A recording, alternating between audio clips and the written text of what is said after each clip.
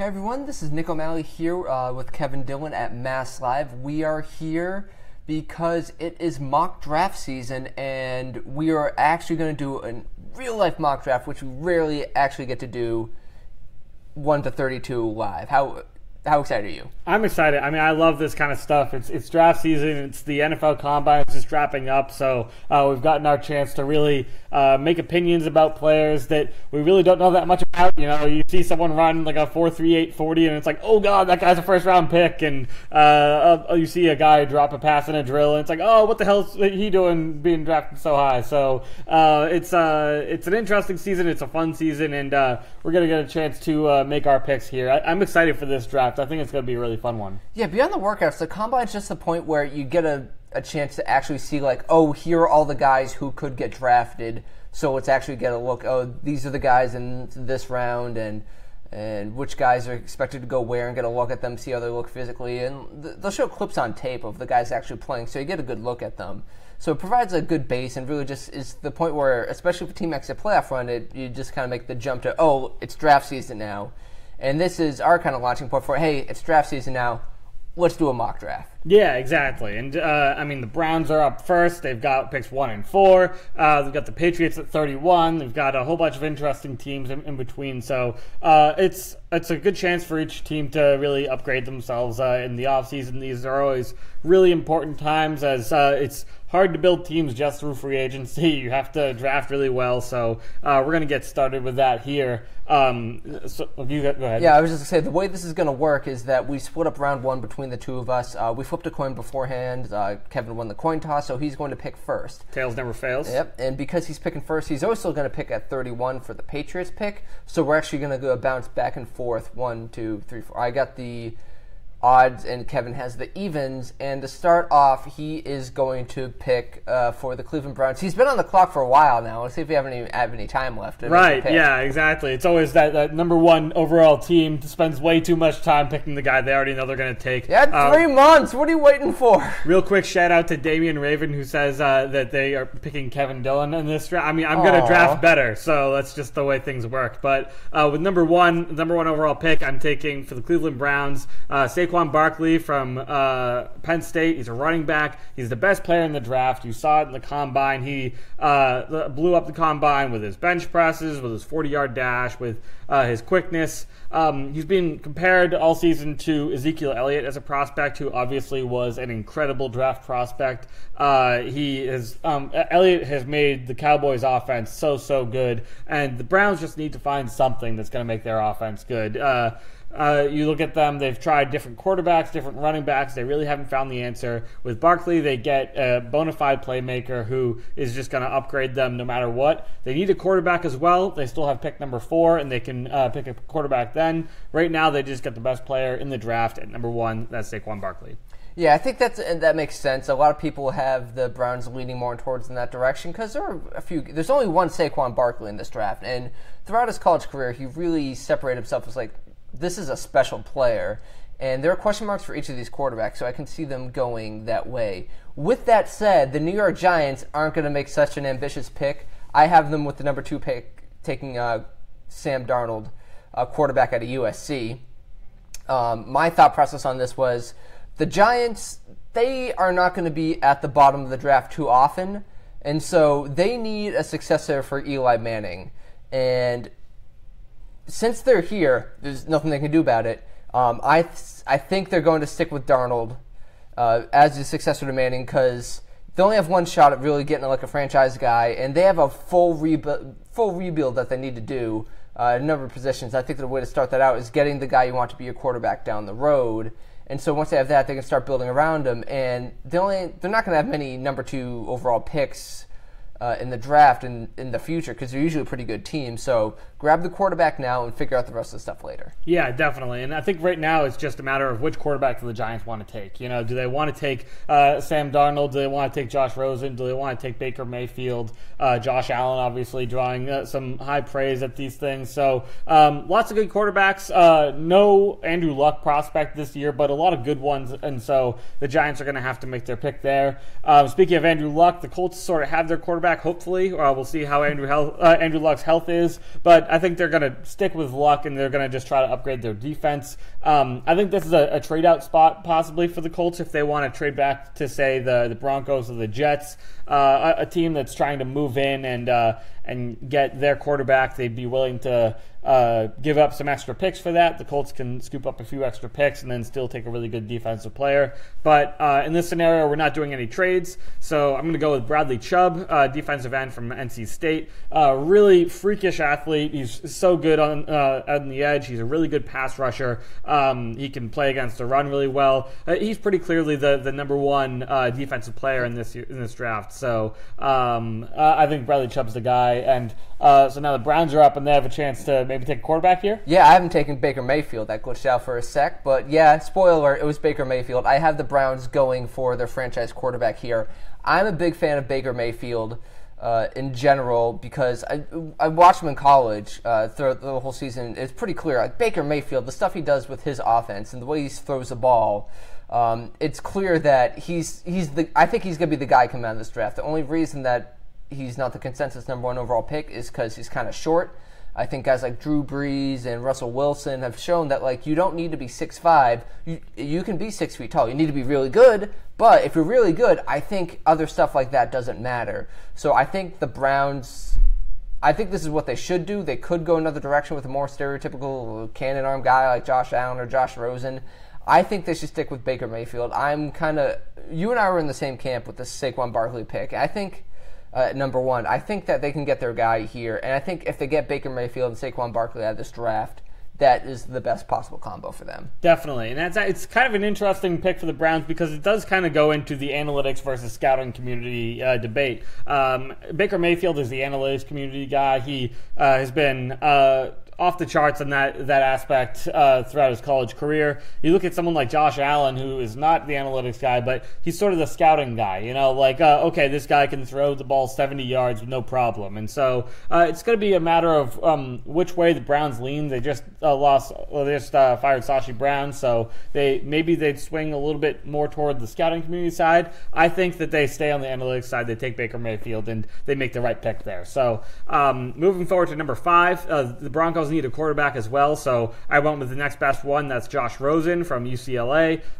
He's got everything you want in a quarterback, great tools. He can hit any throw. He has got great QB vision. Some people question his leadership, but I don't really buy into that. I think he's perfectly fine. He's a good candidate to be a starting quarterback in the NFL, a star quarterback in the NFL, and the Broncos have a chance to get him here at number 5. It'll be interesting to see if they can get Kirk Cousins in free agency. That would help them in their quarterback position, but in a scenario where we don't know who they're getting, Rosen, it seems like an obvious and very good pick for the Broncos here.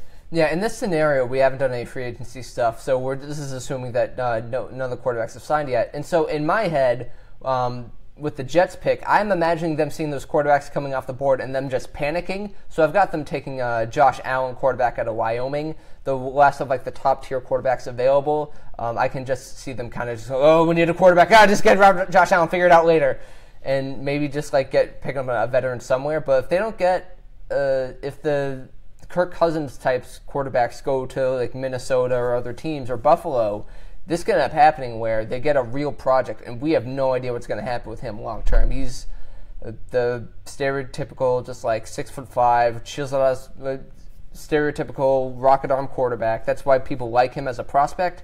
Outside of that, he hasn't shown to be particularly accurate and didn't play at an awesome program. So his long term projection is kind of up in the air. Yeah, I mean, I know you're not exactly the biggest Josh Allen guy, but I mean, for some reason, Mel Kiper likes him, Tom McShay likes him. Just about everyone that's sort of on the scouting side of the draft community loves Josh Allen. They've been mocking him at number 1 to the Browns. They've been basically, he hasn't moved out of the top 5 and a lot of mock drafts. So to see him here at number 6, a lot of people might say the Jets should be happy about that, but it's really it's an interesting call. They could be happy. I don't know how they feel about Josh Allen, but in this spot, I have them panically taking this pick, or maybe they're excitedly making this pick. Either way, they get Josh Allen, which means that the Tampa Bay Buccaneers are up next. I have them taking Minkah Fitzpatrick, defensive back out of Alabama. He can play safety, nickel, outside corner. He can do it all. He's got the size and the speed to match up with just about anyone. If you're looking for a defensive weapon for a team, Fitzpatrick's kind of everything you want. He can make great tackles. Just an all-around excellent defensive prospect, and the Buccaneers get him at number 7. Yeah, I think this is the point where teams are just kind of like, all right, this guy's really good. Let's just take him and just have me a quality starter right away. That's what I have in mind for the Bears pick. I have them taking Calvin Ridley, wide receiver out of Alabama. I think he's the best receiver available. The Bears don't have any receivers. They need a guy for Mitchell Trubisky to throw to.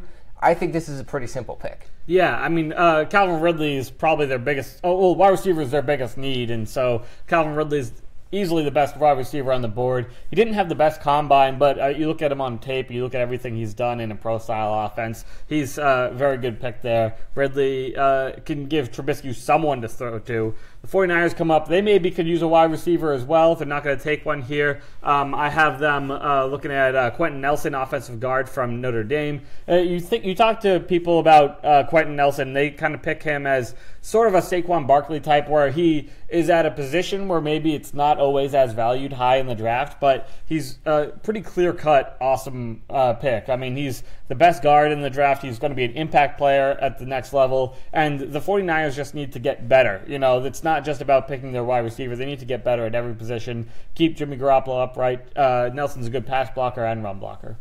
Yeah, I think that's the same mindset I had for the Raiders pick. They were a pretty good team that had a down year last year. They just kind of need something to pull it all together. So what better than that than a linebacker? For the number 10 pick, I have him taking Roquan Smith, linebacker out of Georgia.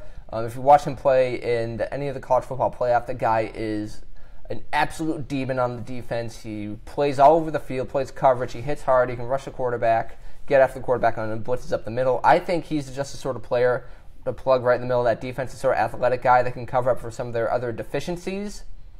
And I think he's the perfect fit for that defense. Yeah, Roquan Smith is terrifying. That whole college football playoffs, he was everywhere. He was making every tackle, and it was like you figured, we're going to run away from Roquan Smith, and somehow he was there. No, you can't run away from Roquan Smith. Yeah, exactly. So Roquan Smith, a great pick. Now at pick 11, I have the Miami Dolphins going cornerback. I have them taking Denzel Ward out of Ohio State. If you've watched the combine at all this morning, you saw him run, I think, a 4.32 in his 40-yard dash. People are comparing him athletically to Deion Sanders, which I'm not sure about that, but I mean, he's a great athlete. You've seen cornerbacks come out of Ohio State in recent years and have success. If you look at Marshawn Lattimore, Eli Apple, both first-round picks. Denzel Ward is right up there, if not better than some of those guys. He's just a great athlete. Miami needs a cornerback. They just got Robert Quinn on the edge, but now they've got Xavier Howard on one corner, and they need someone on the other side. So Denzel Ward's the pick. All right. So for number 12, I got the Bengals up. They would have liked. I think they're going to take the best offensive lineman available. They would have liked to take Quentin Nelson, but Kevin took him away from me, jerk. So I've got them taking Connor Williams, offensive tackle out of Texas. He's the best left tackle available, and left tackle is one of the most valuable positions in football or on offense. So you got to keep a quarterback healthy. If they're going to go Andy Dalton for the long term, they need blocking up front to make sure that Andy Dalton stays upright. So I think that this is kind of just like a plug-and-play situation. Just draft Connor Williams, plug him in. Definitely. And, I mean, Connor Williams is an interesting prospect because you see some guys put him as a day two guy, some guys put him as a high first-rounder. And I think that this year's offensive tackles are sort of up and down. I mean, you saw some uneven performances out of them at the combine. So Williams maybe gets the stock boosted by the lack of performance by some other offensive tackles in the draft. Washington, you've got a pick here where you can take a linebacker, Tremaine Edmonds, who might be as good, if not better, than Roquan Smith, falls to them at number 13. He's just a freak athlete. Look at his combine numbers. I mean, what he did at his weight in the 40-yard dash and the broad jump, he is just an amazing athlete. He can have success as a pass rusher. He has success in coverage. He has success just in run defense. He could do it all out of Virginia Tech. Easy pick for the Redskins. Their defense just found a possible all-pro linebacker at pick number 13, so they have to be happy with it. Yeah, and keep it on the the chain of kind of easy picks. I have Josh Jackson going to the Packers here. They need a lot of defensive help. I like the way that Jackson has helped carry that Iowa defense for a bit now. He's a great athlete, and I think he's just the sort of player that the Packers need on defense to really prevent big plays and start to build a team that doesn't totally rely on Aaron Rodgers to carry them on offense. Definitely, yeah. I mean, Jackson's a really good player. Packers need to get better on defense. Arizona Cardinals up now. I made the pick here for Lamar Jackson, quarterback out of Louisville. Quarterback. Yes, quarterback, not wide receiver, out of Louisville. Former Heisman winner. He is just so fast, and he can make a lot of plays with his arm. I know some people were talking about him having kind of an uneven arm, but the people that say like he won't be able to understand the offense, he played in the same offensive scheme that the Patriots played while he was at Louisville. So he can make the throws. In today's NFL, a lot of teams are utilizing a lot more RPOs and maybe even a little bit of an option. With David Johnson in the backfield and Lamar Jackson, that could be just an incredible combo. I think that he would make a great fit for Arizona. Yeah, not every throw is you having to throw a laser 20 yards downfield. You can build an offense around a guy like Jackson.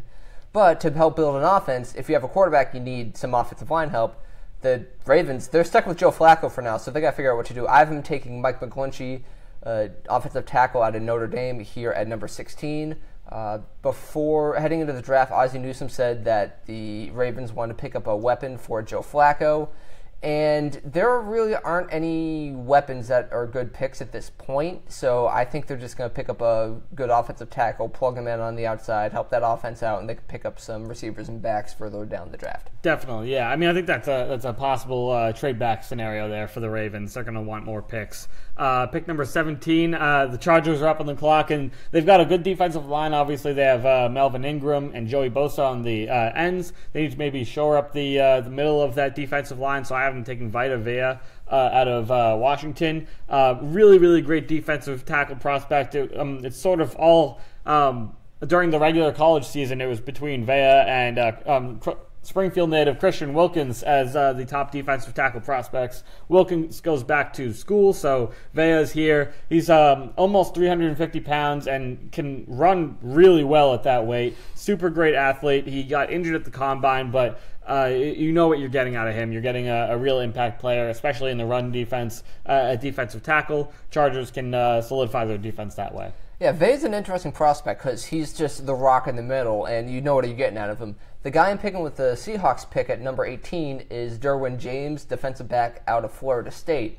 He's a curious pick because he can do so many things, and I think the Seahawks are going to take a guy like him and figure out where he fits best in their scheme. They play a lot of cover 3, whether he's a physical guy on the outside to play opposite Richard Sherman, whether he becomes a successor for Cam Chancellor, who's I think there are serious concerns about him retiring this year due to his injuries and what they're going to do with Earl Thomas. I think whichever role that he's got, there's a role in that defense that he's going to be awesome in, and I think the Seahawks just need to bring him in and figure it out and help rebuild that defense. Yeah, I mean, for James, basically every pick after 13, I was like, should James go here? Should James go here? And then I was going to maybe take him with the Cowboys. Not that they necessarily need a safety, but just because he's such a good player and a good athlete, he can help any team he's on. So with James off the board, I gave the Cowboys Rashaan Evans, linebacker out of Alabama. He's a real leader in the middle. He can play inside, outside linebacker. He's pretty versatile, can do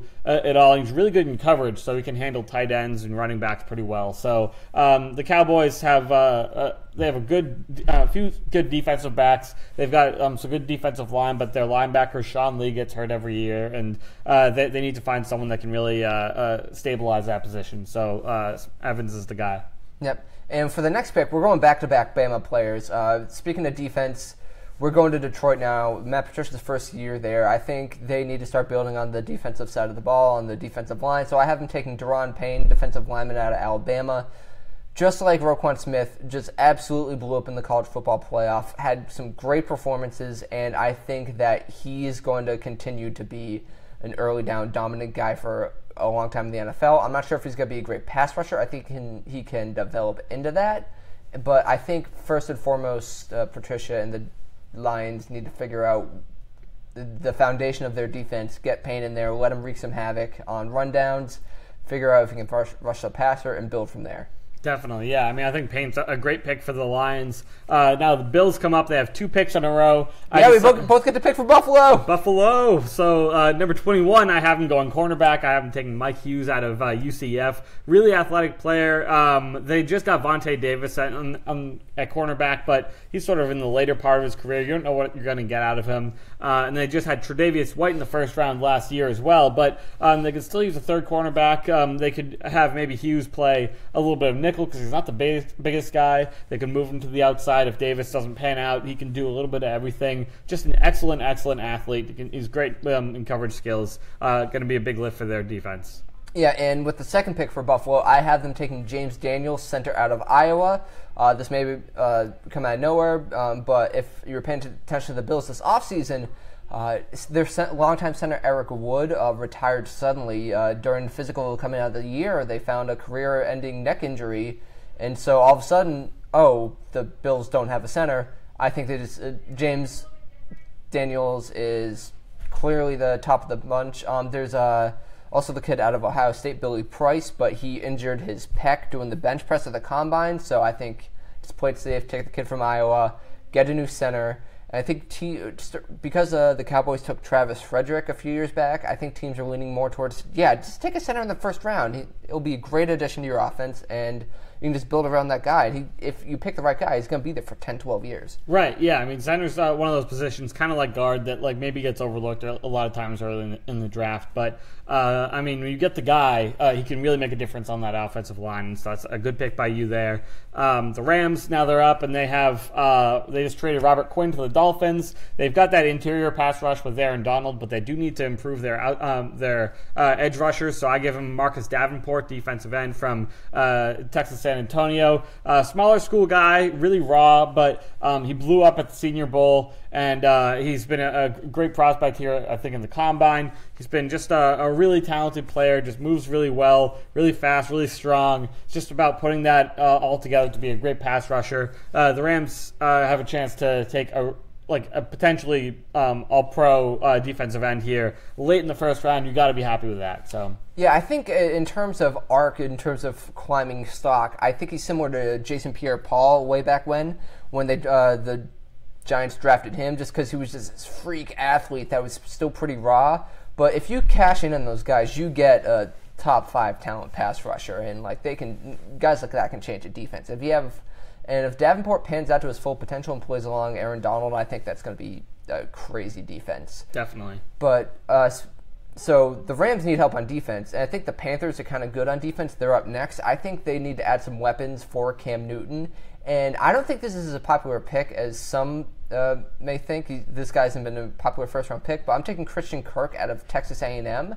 I haven't seen a lot of first-round buzz for him, but I've followed him along in college, and I really like him as a receiver. He's not the fastest guy, he's not the biggest guy, but he's quick, and he just gets open. I think he's a guy that's masterful at creating separation, and if you give him the ball in space, he can do some damage and in the return game. Yeah, I think I remember seeing Kirk as a first-round pick kind of before the season, and then, when you're a potential first-round pick, you get your game kind of nitpicked a little bit, and that's what happened to Kirk. But, I mean, he's a really, really good player. The Panthers need another wide receiver after they traded Calvin Benjamin. They're looking maybe for some quicker guys. I think Kirk's a great pick there. I think with Christian McCaffrey and Curtis Samuel, they're going to be fast at receiver. That'll be a lot of fun. Tennessee, I could have went running back here. I decided against it. I decided to go Isaiah Wynn, guard out of Georgia. He played left tackle for them this year, but he's playing out of position. He should be playing guard. That's kind of where his weight and his size lies. And he's a really, really good blocker. When he moves back in, I'm sure he'll play even better than he did at left tackle. He's pretty versatile. We heard about Exotic Smashmouth a few years ago with the Titans, and this is a team that wants to run the ball generally, but they need to have a better offensive line to do that. Josh Klein was playing right guard for them, and he got cut by the Patriots a few years back. Klein was fine, but he wasn't he wasn't like an elite guard. I think that would be something that would really help out a guy like Derrick Henry in the backfield. So, okay, next up we have the Atlanta Falcons, old friends from Super Bowl 51. I have them improving their defense. They had Dontari Poe this past season defensive tackle. He leaves in free agency, so I have them using the first-round pick to take Harrison Phillips, defensive lineman out of Stanford. Phillips is a pretty versatile guy. He can play all along the defensive front, plays a run well. He can get to the passer up the middle. I think Phillips could go surprisingly high in this draft. He's not the most exciting guy, but I think he's a difference maker on the defensive line.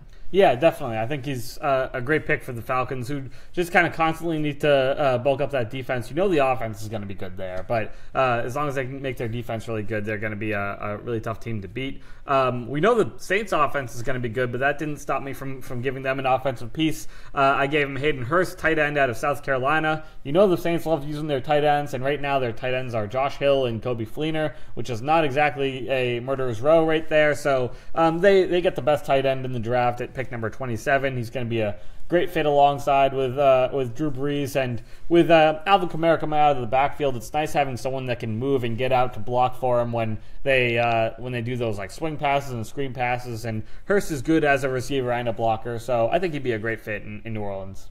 All right, moving right along, we're moving to the Pittsburgh Steelers, and I think they need some help on defense, especially with coverage linebackers, because they lost Ryan Shazier, that horrific injury, and they got torched by Rob Gronkowski in the Patriots' back. So I have them taking Leighton Vander Esch, linebacker from Boise State. This killed me. Yeah.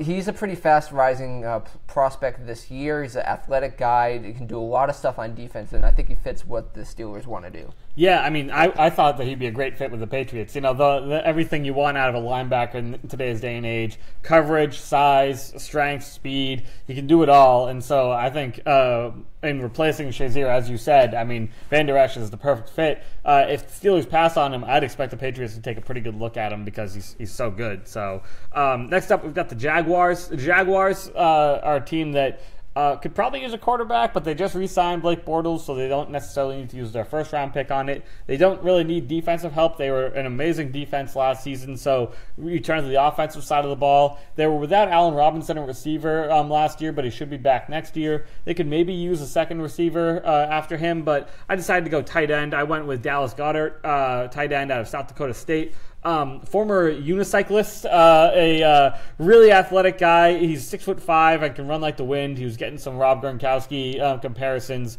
Great red zone threat. He's really, really good after the catch. They just need someone that's going to help them on offense, because that was just a really tough unit last year. It just kind of ran the ball with Fournette, and that was really the only thing they could do. Now they get Goddard, and that's really going to help their pass game. If Blake Bortles can develop a rapport with them, then who knows? Maybe the Jaguars are heading to the Super Bowl. So, yeah, they're a really good team. They just need a couple more pieces and figure out the quarterback spot. All right, I'm going to next pick, number 30, Minnesota Vikings. I haven't taken Colton Miller, tackle out of UCLA. People want to get to the Patriots pick, so the Vikings need some help on the offensive line, so they take a very athletic tackle who can play left tackle for them. All right, the Patriots. The Patriots are on the clock. Yay! I won with the always call tails, like I said. Patriots get their pick. They go with BC edge rusher Harold Landry. He is really fast. I think he was the fastest 40-yard dash for an edge rusher in this year's combine. I think he was tied for first in the 3-cone drill. He's kind of a pure speed rusher. He is just elite off the line of scrimmage. People were saying maybe he's a little bit slow with his get off, but once he gets off, he's quick and he can get around the offensive tackles. He had 16.5 sacks in his junior season. That dropped down to something like 8, I think, in his senior season, but he was getting double teamed. He was getting basically every offense knew that they just had to stop Landry, and so he fell back a little bit. He was formerly considered one of the top 5-10 prospects, has now fallen back to maybe a late first round, early second round guy. I think he'd be a great fit for the Patriots, who just could not generate much of a pass rush last year. You hoped that Trey Flowers was very, very good, but he wasn't a big sacks guy. And on the other side of the defensive line, they could have maybe had someone better there. So Landry improves the pass rush, improves the defense. I think that would be a great first-round pick for the Patriots. So yeah, and adding Landry to the mix and also getting Derek Rivers and Dietrich Wise back for another year, I think that it gives the Patriots some real upside at the defensive end position. Definitely. So final pick, the Philadelphia Eagles picking at 32. So they're in a curious spot because they're going to have a lot of changes this offseason, and I think one of the changes that they're going to have is I think LeGarrette Blount is going to leave in the offseason. I'm not sure the Eagles are going to re-sign him for a big deal because they don't have a lot of cap space. I think someone's going to try and get in and like, oh, Garrett Blount, let's get him. He's won a bunch of Super Bowls. All right, so they can get a guy with more upside, more athleticism, cheaper, younger. I think they take Darius Geis, running back out of LSU. While he was there, Leonard Fournette got a ton of attention at LSU as a big NFL prospect.